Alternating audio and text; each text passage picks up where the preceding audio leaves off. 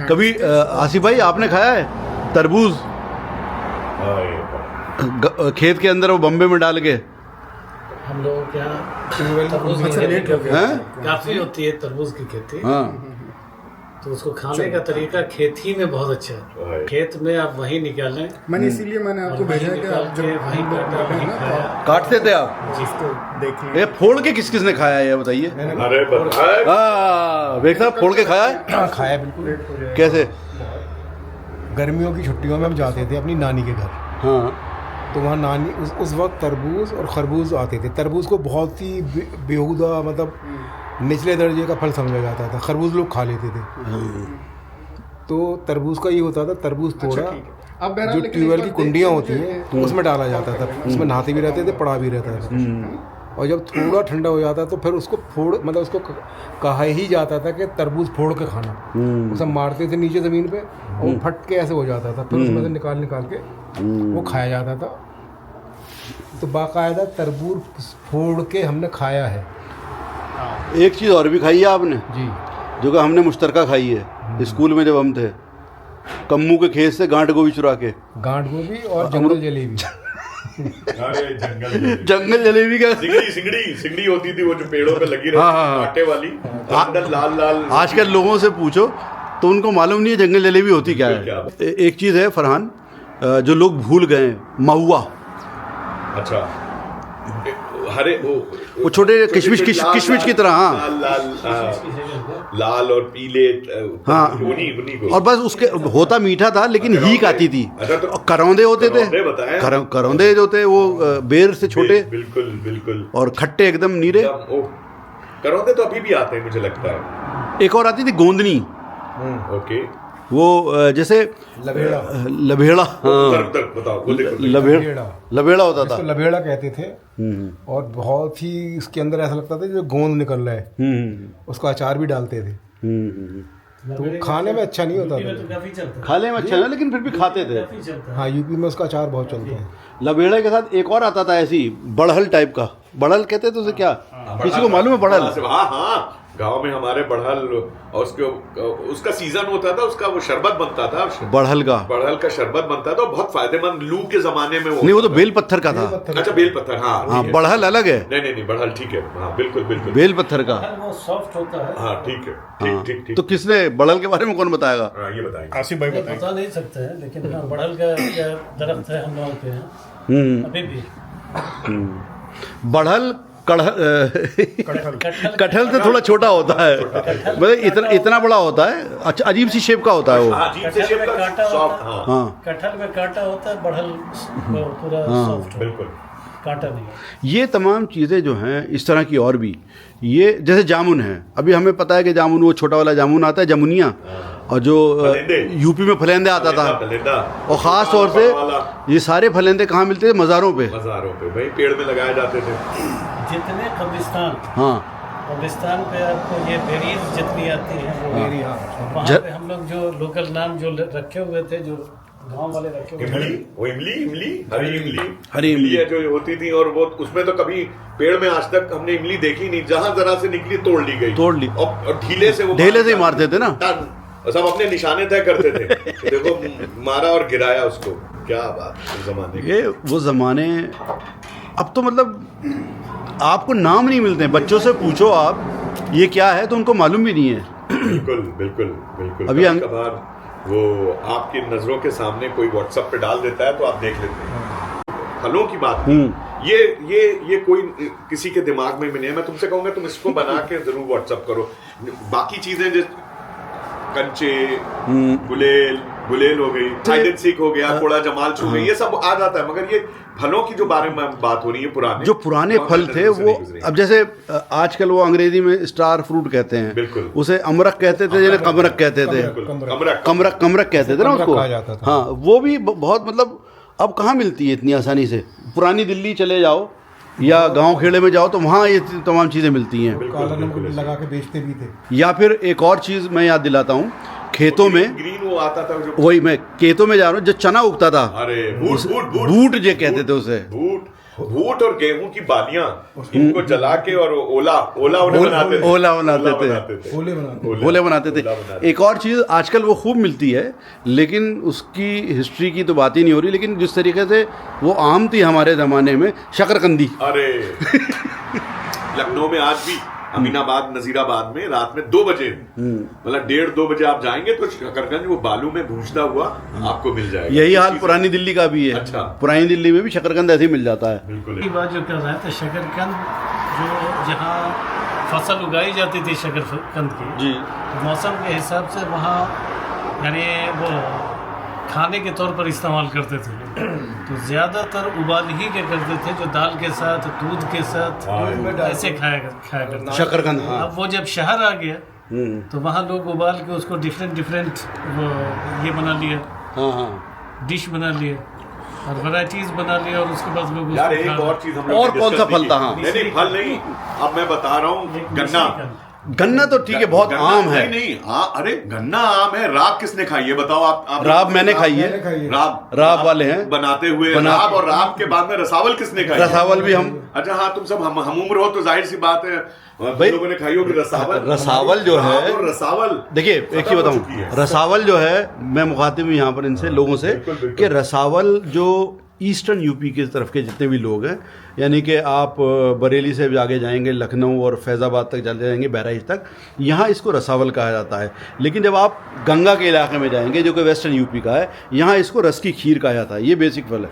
अब रसावल हो गया, ये मौसम है रसावल का। हाँ। और हम लोग क्या इतने एहतमाम से उस जमाने में रसावल बनती थी, डेग, और फिर कुम्हार के यहाँ से वो बाकायदा मट्टी की हंडिया आती थी। हाँ। और उसमें पड़ोसी के साथ साथ में जितने भी दूर दराज के खानदान वाले होते थे, उनके लिए भी वो हंडिया जो है बाकायदा 2 किलो की, 1.5 किलो की, इस तरह की हंडिया उसके ऊपर बांध के वो बाकायदा भेजी जाती उसमें थी। लाल कपड़ा बांधा जाता था, बांध के और बाकायदा भेजी जाती थी, और लोग इंतजार करते हैं। मैं उन खुश नसीबों में से हूँ कि मुझे तकरीबन कमोबेश भयारा एक जगह है मसौली के पास, वहाँ अलीम भाई हैं। तो अलीम भाई, आप अगर ये सुन रहे हो तो आप जरूर मेरा मैसेज सुनिएगा, और इस साल अगर बनी हो रसावल तो जरूर भिजवा दीजिएगा। अलीम भाई हर साल रसावल बनवाते हैं, और बनवा के जितने खानदान वाले पड़ोसी उनको बेचते हैं, और मेरे लिए बाकायदा अलीम भाई कॉल करके कहते हैं कि हाँ तुम्हारे लिए रसावल बनाए दिया ना, मंगवा लो दुबई। तो कोई ना कोई आए वाला होत रहे तो हम रसावल लखनऊ से और दुबई मंगवा लेते थे। इस साल रसावल का इंतजार है। आसिफ भाई, आपकी तरफ के रसावल कहते थे या बिहार में क्या कहते थे? नहीं, हमारे यहाँ कुछ और नाम है, लेकिन क्या नाम है? दिमाग में नहीं आ रहा है। इस वक्त दिमाग में नहीं आ रहा है। आपकी तरफ क्या कहते थे बेग साहब? रसावल। रसावल हमारे सर्दियों में हमारी जो नानी थी वो बनाती थी या बनवाती थी रसावल और देसी मुर्गी के अंडे। हाँ हाँ। मामू लेकर आते थे ख़ास तौर से। तो जब बहुत बचपन में हमारे, तो वो उसका जो मज़ा है, उसका जो टेस्ट है, हाँ। उस रसावल का, वो अभी भी याद है मुझे। अभी भी याद है? अभी भी याद है। हाँ हाँ हाँ। मुजाहिद साहब, रसावल की बात हो रही है, आपकी तरफ रसावल कहा जाता है या कुछ और कहा जाता है? रसावल ही कहा जाता है। हाँ। रसावल से जुड़ी कोई याद? हाँ, हमारे एक जानने वाले हैं, वो अच्छा। के नाम से हमें दिया जाता था, वही जानते हैं। अच्छा। हाँ, वो पूरा गन्ने का गन्ने इलाका की- है, मुजफ्फरनगर, मेरठ। तो वो असल में हमारे उस्ताद हुआ करते थे, जो हमें कुरान पढ़ाते थे और क़िरात सिखाते थे। भगोने में भर के वहीं से बन के आया करती थी। अच्छा, तो ये और ये कि सुबह उसमें गर्म दूध डाल के उसके साथ खाते थे।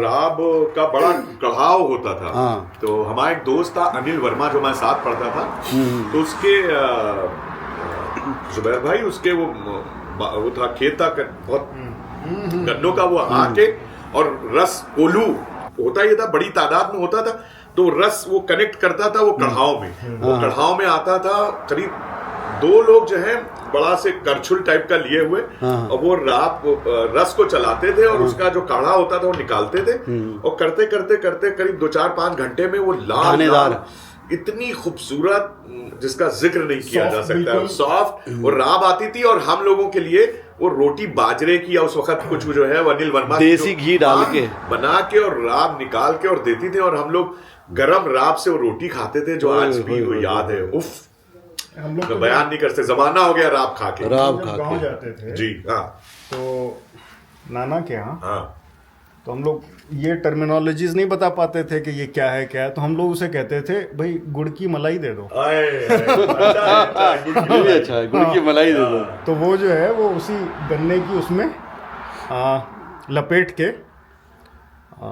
वो दे दिया करता था, या फिर किसी बर्तन में, मिट्टी के बर्तन चलता है वहाँ पे, तो उसमें डाल के दे देता था वो बनाने वाला। तो हम लोग गुड़ की मलाई कहते थे उससे, वो दे देता।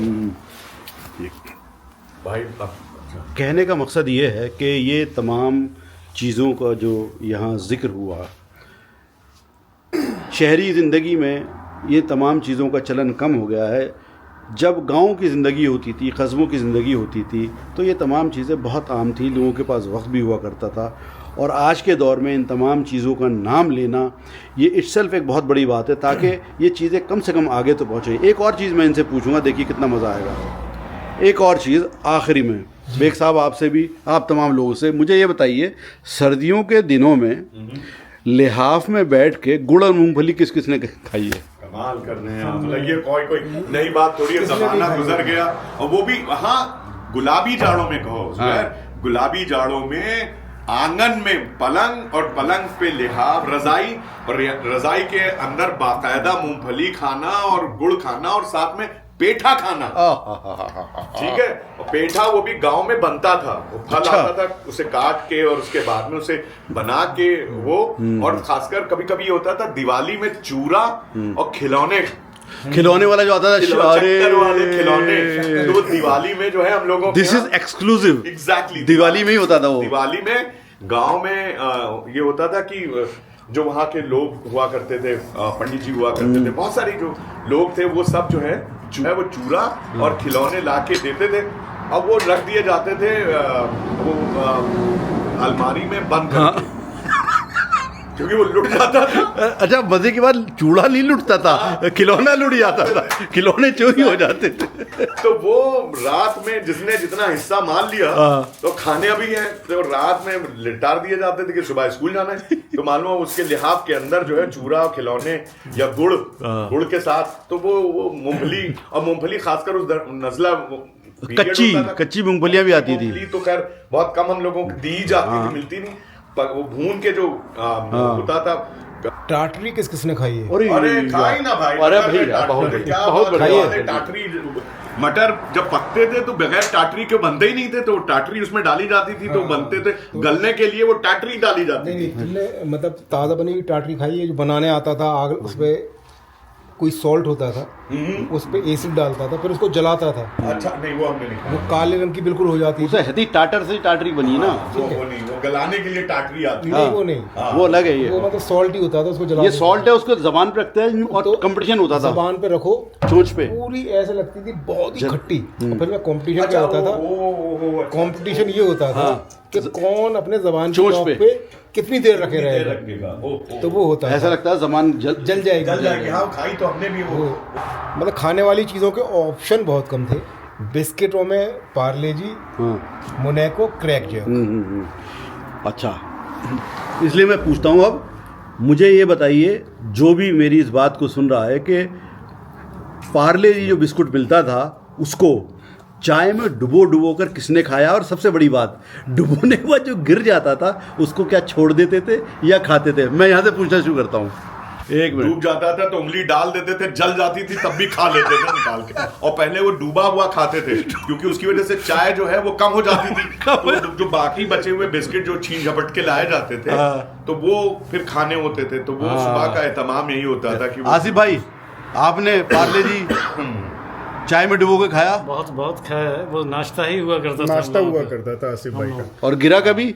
बहुत गिरा। गिरता? फिर गिरे हुए को खाते थे? नहीं, बिल्कुल निकाल के खाते थे उसे। नहीं, मैं गिरे हुए को उसमें पड़ा रहने देता था, और इसको घोल के उसको फिर चाय पीता था, तो चाय गाढ़ी लगती थी। ये थे तरीके। बहरहाल, आज की मुलाकात में बहुत सारे पुराने फलों के बारे में, पुराने खेलों के बारे में किया गया। उम्मीद है आप तमाम लोगों को पार्ले जी आपका नाश्ता हुआ ये पसंद आएगा। चलते हैं, खुदा हाफिज़, अस्सलाम वालेकुम व रहमतुल्लाह।